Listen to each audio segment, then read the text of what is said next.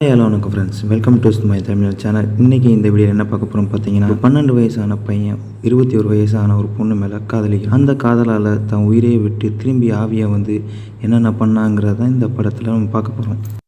நம்ம சேனலை சப்ஸ்கிரைப் பண்ணாதவங்க சப்ஸ்கிரைப் பண்ணிக்கோங்க, கூடவே இருக்கிற பெல் ஐக்கானை கிளிக் பண்ணிக்கோங்க. அப்போ தான் நான் போகிற ஒவ்வொரு வீடியோவும் உங்களுக்கு நோட்டிஃபிகேஷனாக உடனுக்குடன் வந்து சேரும்.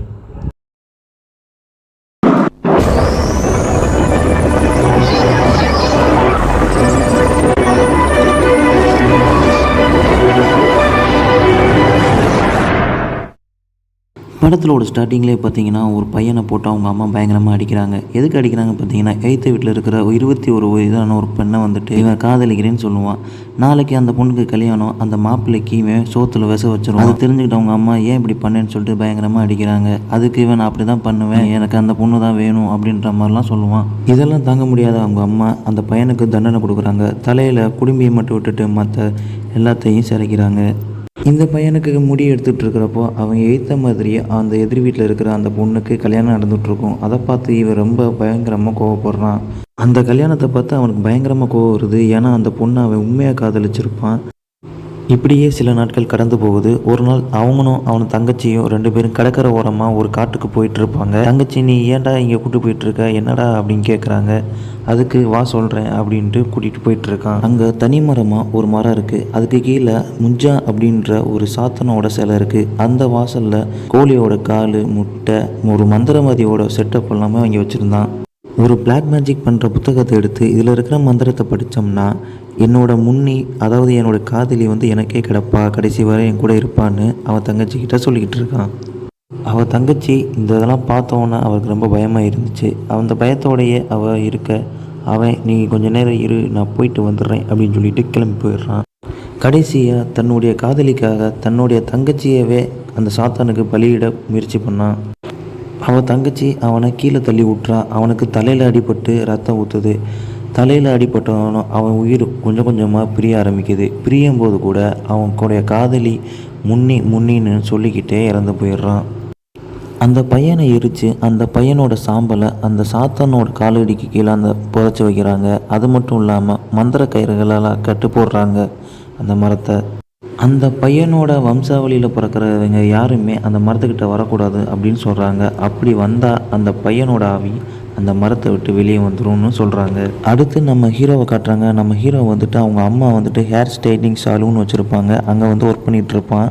அவனுக்கு வந்துட்டு வெளியூரில் படிக்கிறதுக்கு சீட்டு கிடச்சிருக்கும். அவங்க அம்மா சொல்லுவாங்க, ஏன் இங்கே இருந்தால் நல்லா தானே இருக்க, ஏன் வெளியூர்லாம் போகிற. அவங்க அம்மாவுக்கு அவன் வெளியூர் போகிறதுக்கு அவனுக்கு இஷ்டமே இல்லை. அதனால் அவன் பாட்டிக்கிட்ட போயிட்டு சொல்கிறான். அந்த பாட்டி வேறு யாரும் இல்லை, அந்த பையன் இறந்து போனால அவனோட தங்கச்சி தான் இந்த பாட்டியே.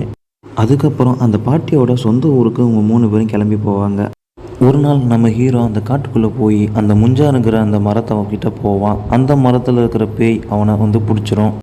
இது தெரிஞ்சுக்கிட்ட பாட்டி சின்ன வயசில் அவங்க அம்மா அடிச்சுட்டு அந்த பிரம்பை எடுத்துகிட்டு அந்த காட்டுக்குள்ளே போகிறாங்க. தன்னுடைய பேரனை அந்த பாட்டியை எப்படியோ காப்பாற்றிடுறாங்க. ஆனால் அந்த மரத்தை விட்டு வெளியே வரும்போது நம்ம ஹீரோவோட பின்னாடி முதுகில் அந்த பேயோட அச்சு கையச்சு வந்து பதிஞ்சிருது. இதனால் அந்த ஆவி அந்த மரத்தை விட்டு வெளியே வந்துடுது. அது மட்டும் இல்லாமல் அந்த பாட்டியவே அந்த பேய் வந்து கொன்றுது. அந்த ஆவி நம்ம ஹீரோ கிட்ட, நீ மட்டும் என்னை முன்னியோட சேர்த்து வைக்கலன்னா நான் உங்கள் பாட்டியை கொண்ட மாதிரி உங்கள் அம்மாவையும் உன்னையும் கொன்றுவேன்னு சொல்லுது. அடுத்து நம்ம ஹீரோ அவனும் அவன் ஃப்ரெண்டும் சேர்ந்து முன்னியை கண்டுபிடிக்கிறாங்க. கடைசி கண்டும் பிடிச்சிடுறாங்க. நம்ம ஹீரோயினோட பாட்டி தான் முன்னி. அவங்க பார்க்குறதுக்கு ரொம்ப வயசானவங்களாக இருக்காங்க. அதனால் அந்த ஆவி இது என்னோட முன்னி கிடையாது, இதுதான் என்னோட முன்னின்னு நம்ம ஹீரோனை காட்டுது. நம்ம ஹீரோ இதுக்கெல்லாம் ஒரு முடிவு கட்டி ஆகணும்னு சொல்லிட்டு அவனும் அவங்க ஃப்ரெண்டும் ஒரு பேய் ஓட்டுறவங்கெல்லாம் பார்க்க போகிறாங்க. அவர் என்ன சொல்கிறாங்கன்னா, ஒரு ஆட்டோட நெத்தியில் மந்திர சிம்பிளை வரைய சொல்கிறாரு. அதே மாதிரி ஹீரோயினோட நெத்திலையும் அந்த மந்திர சிம்பிளை வரைய சொல்கிறாங்க. அந்த மந்திர சிம்பிளை வரைஞ்ச உடனே அந்த ஆவி அந்த ஆட்டுக்குள்ளே போயிடும். ஆட்டுக்குள்ளே போனதுக்கப்புறம் நீங்கள் அந்த ஆடை கொன்றணும், இல்லைன்னா அது உங்களை கொன்றும் அப்படின்னு சொல்கிறாரு.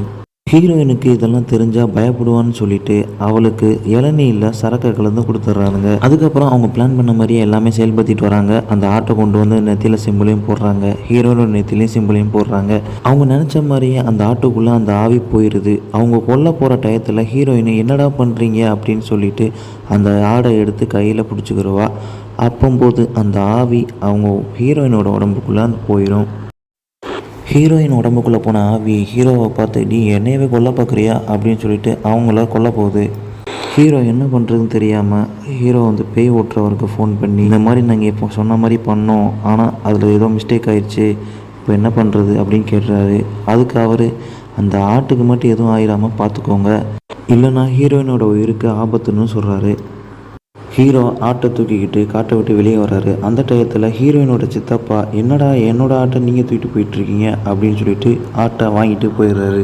ஹீரோ வீட்டுக்கு போய் நடந்ததெல்லாம் அவங்க அம்மா கிட்டே போய் சொல்கிறாங்க. அவங்க அம்மாவும் இதெல்லாம் புரிஞ்சுக்கிட்டு அந்த ஆட்டை மறுபடியும் வாங்குறதுக்காக சித்தப்பா கிட்டே பேச போயிட்டுருக்காங்க. மறுபடியும் ஆட்டோட அவங்க சித்தப்பா மறுபடியும் காட்டுக்குள்ளே வந்துடுறாங்க. காட்டுக்குள்ளே வந்ததுக்கப்புறம் அந்த சித்தப்பாவுக்கும் சிம்பிளை போட்டு அந்த ஆவியை அவங்க சித்தப்பா உடம்புக்குள்ளே ஏற்றிடுறாங்க. அதுக்கப்புறம் ஹீரோயின் நார்மல் ஆயிடுறா.